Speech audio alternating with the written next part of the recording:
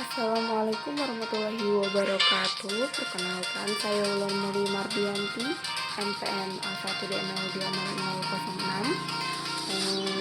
dari kelas 3A. Di sini saya akan sedikit menjelaskan tentang materi morfologi dan anatomi dari Piskes. Dosen pengampu yaitu Bapak Irwandi Amsori, MSI. Di sini saya menjelaskan sedikit tentang apa itu yang disebut dengan Piskes. Piskes itu merupakan ikan. Ikan ini merupakan anggota vertebrata polycholotermik yang berdarah dingin, yang hidup di air dan bernafas dengan insang. Disebut hewan poikilotermik karena suhu tubuhnya tidak tetap, berdarah dingin atau terpengaruh atau tergantung suhu di sekelilingnya. Menurut para ahli taksonomi, ikan adalah binatang bertulang belakang atau vertebrata yang bersirip, bernafas dengan insang dan hidup di air. Definisi ini digunakan untuk mempermudah dalam membuat klasifikasi atau membedakan antara ikan dengan kelompok organisme yang lain. Selanjutnya kita masuk ke ciri umum dari Piskes. Ciri umumnya yang pertama, tubuh Piskes ini terdiri dari kepala, badan, dan ekor. Tubuh Piskes seluruhnya ditutupi oleh sisik dan berlendir. Hidupnya di perairan, ada yang hidup di air tawar, ada juga yang hidup di air asin. Piskes ini bernafas dengan insang. Bersifat poikiloterm atau berdarah dingin. Jadi alat kelamin Piskes ini bersifat hematrodit atau terpisah, memiliki sirip yang memudahkan untuk berenang dan tulang rawan, ada pula juga tulang sejati. Selanjutnya, struktur morfologi dari Piskes. Secara garis besarnya, tubuh ikan dapat dibagi menjadi bilateral simetris dan non-bilateral simetris. Bilateral simetris artinya ikan ini disayat pada bagian tengah-tengah tubuhnya, maka akan terbagi menjadi dua bagian sama antara sisi kanan dengan sisi kirinya. Sedangkan non-bilateral simetris adalah bentuk tubuh ikan yang jika dilakukan menyayat melintang atau cross section, maka akan nampak perbedaan antara sisi kanan dan sisi kirinya. Contohnya pada ikan lidah atau Cynoglossus sp dan ikan sebelah atau Stethodes cerumei. Ya, selanjutnya ini bagian-bagian dari Piskes. Yang pertama ada bagian kepala, bisa dilihat di sini. Ini merupakan bagian operculum. Yang ini, lalu yang di ujung sini sampai di sini itu disebut dengan badan. Terdapat sirip dada, terdapat ismus di sini di bawah insang. Lalu duri pada sirip perut, di sini ada siripnya. Ini merupakan sirip pada sirip perutnya. Lalu ini merupakan miomner. Lalu ini duri sirip dubur dan terletak di sini dubur ikan tersebut. Di sini merupakan sirip dubur. Lalu di sini ada batang ekor, sirip ekor, batang bagian ekor, sirip punggung kedua, jari-jari sirip terletak di sini. Di sini merupakan sirip dari punggung, lalu di ujung-ujungnya itu merupakan duri dari sirip punggung. Lalu yang di tengah ini merupakan gurat sisi.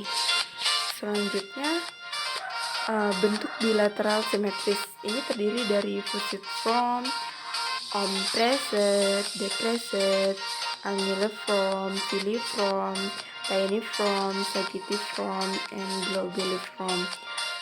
Contohnya dan penjelasannya bisa dibaca sendiri. Selanjutnya bentuk tubuh ikan.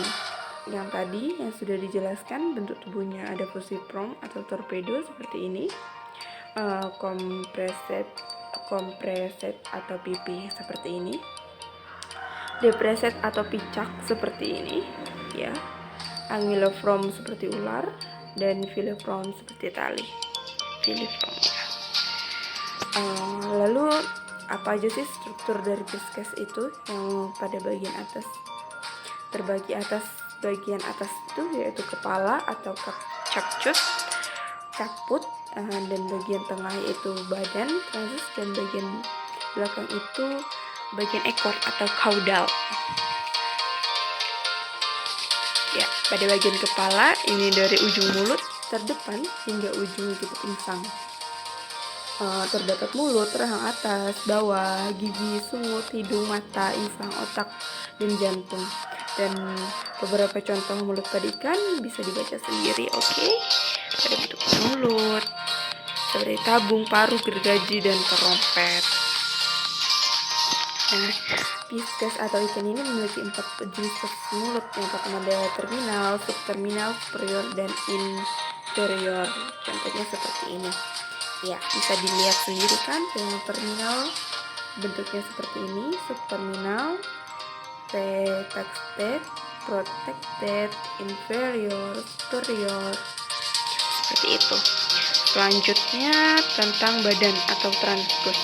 Badan ini antara tutup insang yang paling belakang hingga permulaan sirip dubur di bagian belakang.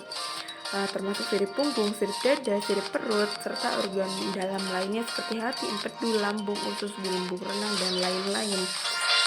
Sirip pada ikan ini berfungsi sebagai alat gerak. Jadi alat gerak ikan itu merupakan sirip ya. Sehingga dalam keadaan sirip tersebut ikan memungkinkan dapat bergerak ke segala arah. Secara umum pada sirip ikan beserta simbolnya bisa dibaca sendiri. Selanjutnya pada bagian badan ikan ini memiliki 4 squamata atau sisik. Yang pertama ada styloid, sphenoid, ganoid, dan clonoid. Gambarnya seperti ini. Iya, gambarnya sphenoid seperti ini, biasanya pada ikan bass. Styloid pada ikan salmon. Placonoid seperti shark. Ganoid seperti gar, ikan gar. Nah, pada bagian badan ini memiliki struktur morfologi yang berupa linea lateralis atau gurat sisi. Bagian tengah, linea lateralis adalah garis yang dibentuk oleh pori-pori tubuh ikan yang ditemukan pada ikan bersisik ataupun tidak bersisik. Fungsinya untuk mendeteksi radar, keadaan lingkungan, dan osmoregulasi. Selanjutnya pada bagian ekor. Bagian ekor dari bagian permulaan sisik dubur hingga sirip dubur, maksudnya hingga ujung paling belakang dari sirip ekor. Termasuk pada bagian ekor terdapat anus, sirip dubur, dan sirip ekor.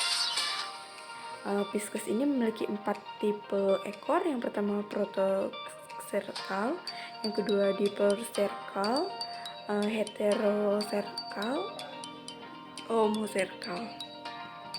Ya, seperti ini: heterocercal, protocercal, homocercal, dan hiperocercal. Selanjutnya ikan. Nah, ini merupakan anatomi dari Pisces. Anatominya memiliki nostril, ada otak di dalamnya, ada tali spinal, potongan operculum, insang, ginjal, jantung, hati, dan masih banyak lainnya. Bisa dibaca sendiri, sudah sangat jelas pada gambar. Ya, pada sistem pernapasannya yaitu ada sistem urogenital terdiri atas 2 bagian, yaitu ekskresi dan sistem urogenital. Ekskresi ikan seperti juga pada vertebrata lain yang mempunyai banyak fungsi, antara lain untuk meregulasi kadar air tubuh, menjaga keseimbangan garam, dan mengeliminasi dari sisa nitrogen hasil dari metabolisme protein. Untuk itu berkembang menjadi 3 tipe ginjal, yaitu pronefros, menofros, dan metanefros. Iya, mungkin itu saja yang dapat saya sampaikan. Mungkin bisa saya sampaikan kembali pada lain waktu. Semoga kita bertemu lagi dan see you. Attention, thank you.